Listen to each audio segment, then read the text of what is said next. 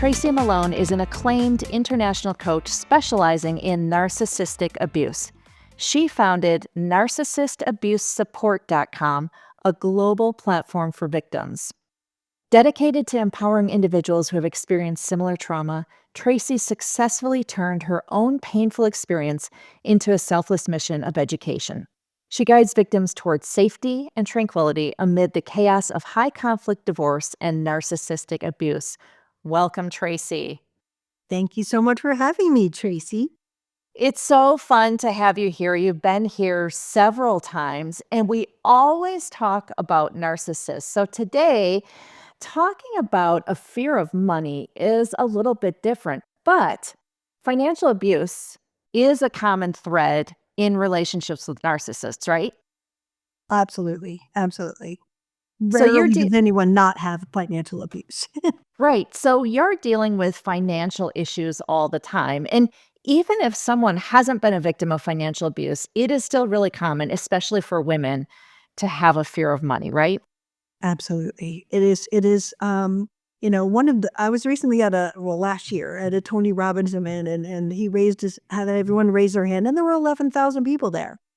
And even the people in the $20,000 seats in the beginning admitted they have a fear of money. Mm-hmm. Mm-hmm. So never enough. Tell us more about this fear of money and what it is and how it presents itself.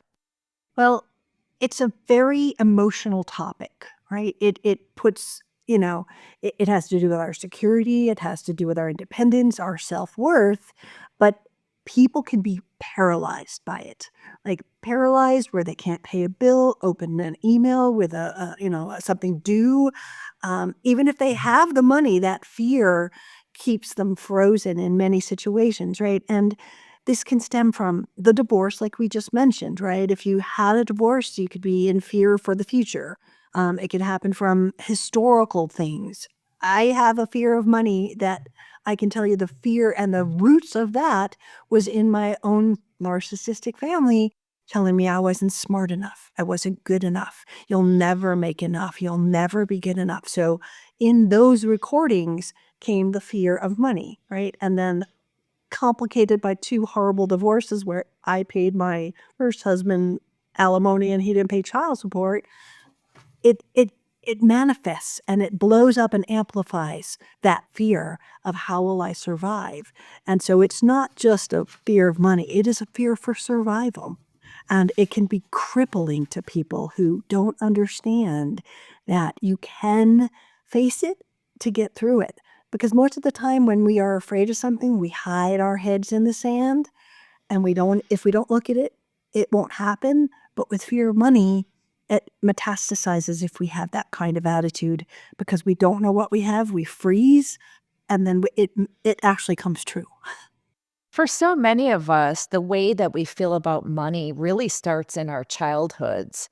But I don't think that most people recognize that that's where it comes from.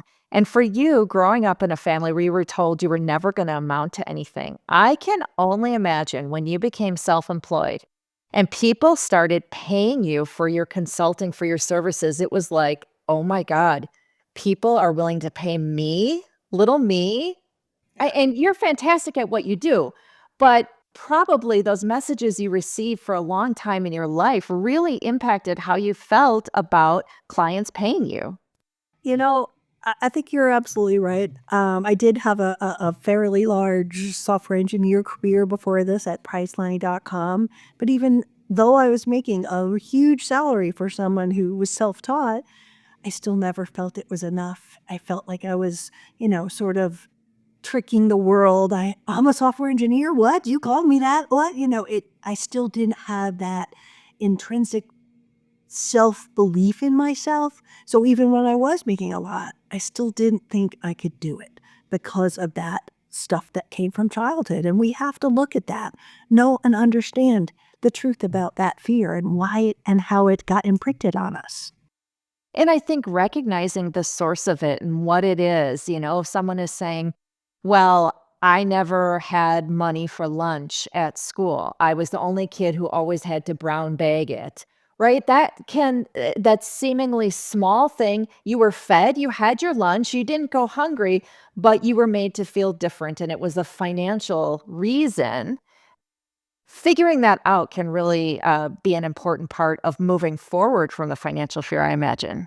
Absolutely. And, this fear can come from lots of different places, right? No access to money. So if you were in a marriage that you didn't have any access to it, you're going to have fear because you don't even know what you have, right? So there's that. The other thing is, again, how will I survive after a divorce? And it's not even so much of, can I stay in the house? Will I have the same lifestyle? It's how will I pay for my child to be in soccer? It's more fundamentally, you know, scary. But then you can also have a scarcity mindset where no matter how much you have, like I was talking about my fancy ass job where I was making good money, but my scarcity was it's never enough. It's never enough, right? So if you've got something like that, or past traumas, feeling unstable, again, paying my first husband alimony, getting everything taken in the second, and losing everything that I had. Those give you that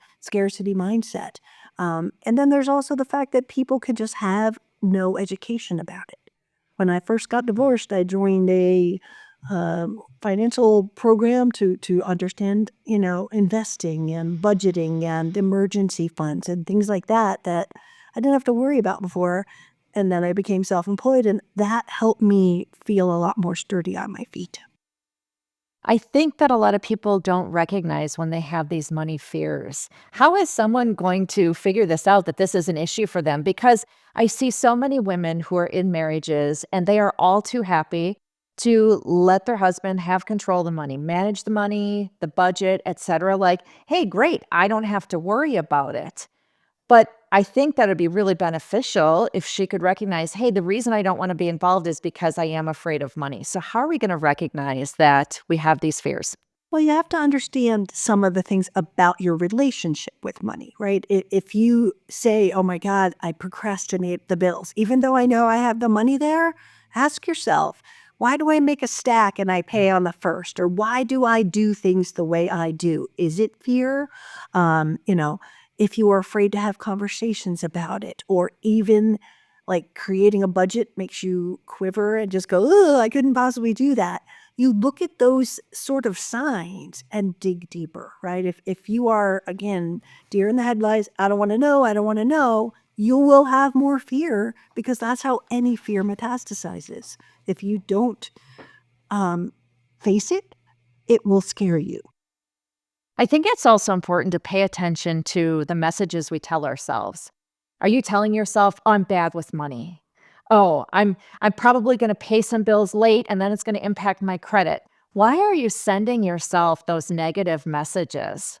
Absolutely. And again, that comes from fear, right? That's not you consciously thinking those things.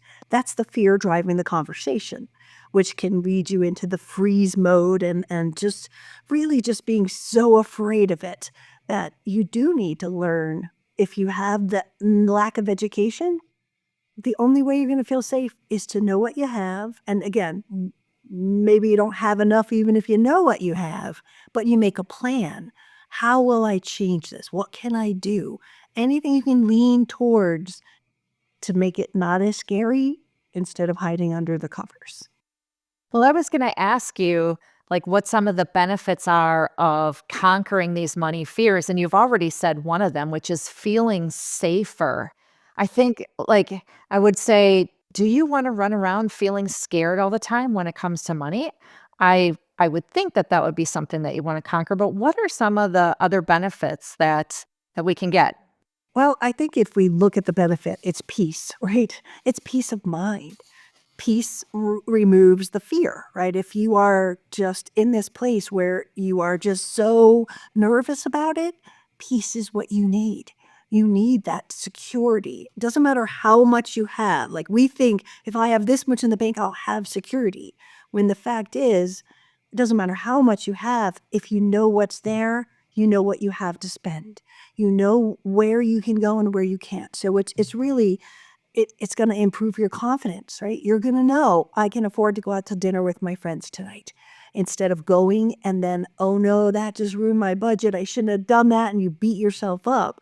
So it is about educating yourself, and then you'll have freedom. Like that freedom from fear will make a huge difference. But I don't want people to just go, oh, my fear is gone. Poof, it's gone. I'll never have it again. You will be triggered. There'll be things that will come back. It's how you learn to handle it and recover when that fear comes in. Because if you are just sitting here and shaking in your boots when the word money comes up, and you're not doing anything to understand, to get past it, it will always be with you, right? So the more we can get educated, the more we can figure this out, the better we're going to feel, both in confidence and security and peace of mind. Those are the benefits to doing all of this. So when you're working with your coaching clients Mhm. and they are dealing with financial abuse, or maybe even not dealing with financial abuse, but dealing with the financial fallout of divorce and failed relationships, what kinds of things are you working? Well, first of all, what are you hearing from them? And what kinds of things are you working on with them? Well, if they're really here for money things, I'll send them to someone like you. I will get them into a place where they can address the fear, right? Understanding it is going to be the key. But as a general rule, it's knowing what their rights are in a divorce that will help them also have that confidence to go, you'll be okay. You might have to live in this place or that thing or not afford this, but the more educated you are, again, these are things that we hide from. I hid from, people that get creditor calls, avoiding them is not going to help them go away. So it is something that if we gain that strength and gain that confidence, but to also know what is the historical part about it. Because if I look at my fear of money, of from the family, and that you're not good enough, you're not smart enough. They even told me you better marry well, you're not smart enough, things like that, right? So if I look at that and I go, what's the truth, Tracy? Oh, you've had your own business, you self-employed and got a job at Priceline.com when they were starting out and you were so smart, and look at what you've done, not what you're holding on to, right? That helps, but those messages, those fear messages just keep feeding you. You have to learn to chase them out of your head, and chasing them out of the head is by knowing the truth and knowing, hey, I'll be okay. I might not be okay and live in my 5,000 square foot house, but here's how my life would look, and I can figure this out, right? It's not giving up as easily as it is. And if you are in financial trouble, to get that help too. People have a lot of shame about bankruptcy. And I did an interview once with a bankruptcy lawyer because it happens a lot in divorce, right? And so if you just go, okay, well, if that happens, I know what that would look like. And I know that I can get my credit back. Just know if this happens, what would happen, instead of going, I don't want it to happen, and curling into the corner, right? Going, okay, if I have to face this, this is what it looks like. Well, maybe it's not as bad as I thought. But then you have to handle the emotional things like shame and guilt, right? I have guilt for, being with the two narcissists in my life that took all my money, right? You got to learn to forgive yourself for the things that you didn't know, and now just right the ship. Change the what you know and how you are going to change your life forever by being educated and keeping in a budget and understanding what your needs are. And maybe if the budget needs another, okay, I got to go work at something on a Saturday or something like that, you make it work because you know what you need. And that helps alleviate that fear. Okay, so if I wanted to talk about, let's say, the 3 really actionable steps that we could take to start dealing with our fear of money. I think the first one we already talked about, and it was really getting honest with yourself about where your fears come from and kind of what your money story is. What was money like when you were growing up in your house? What messages were you given? How was money treated? Did you have access to money and things like that? So that to me would we've already covered the first one, but do you have a couple other real actionable things that we could do to get started on this journey of feeling better about our money? So if you were like the scarcity mindset, right? If you Mhm. just take that one, how often do you feel that there's a scarcity of mindset, or is it when the bills are due, right?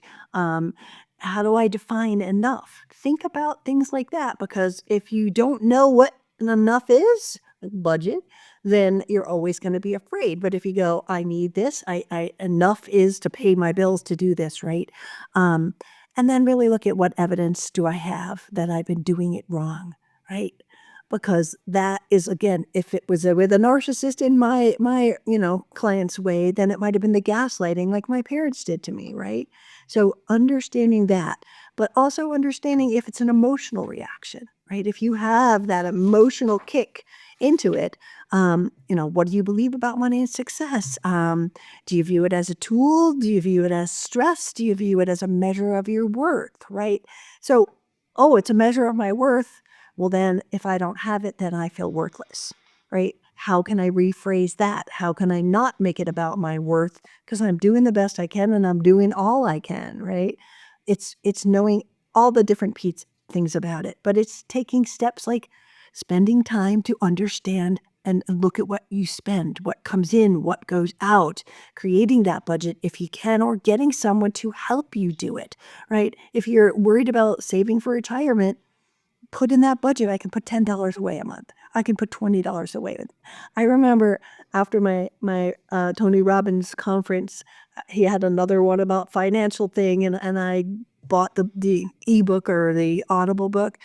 And as I sat there listening it brought so much shame. Well, you start saving at 17, and by the time you're 27, you should have it this much, and it'll be tripled, and all this money talk that scared the hell out of me and made me freeze, and I closed the book, right?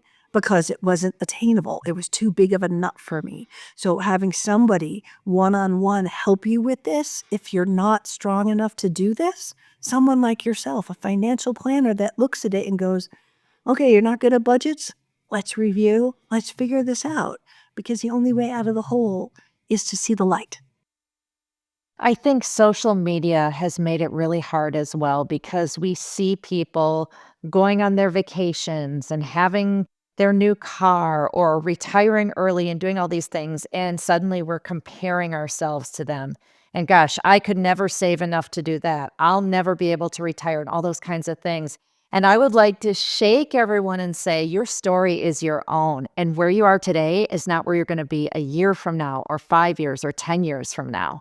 Yeah. I tell people if you're like in that mindset to turn around and see how far you've come, right?